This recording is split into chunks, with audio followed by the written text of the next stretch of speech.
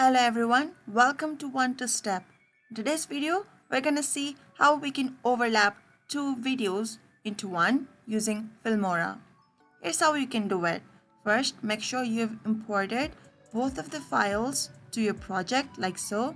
Now add the first video to the timeline, dragging. Now to add the second clip, you need to add a video track. You can do this by clicking on this plus sign.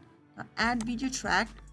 Now select the newly added video track. Now add the second video to the second video layer. Drag this playhead all the way to the front. Now in order to overlap the two videos, what you need to do is double click on the second layer. Now if you scroll down, you can find composite. Now the normal blend mode active. To change it, click on this drop down menu and choose overlay. You can see our video is overlapped now. See, both of the videos are now overlapped. Now you know how to overlap two videos in Filmora. Thank you guys for watching. Until next time, bye bye.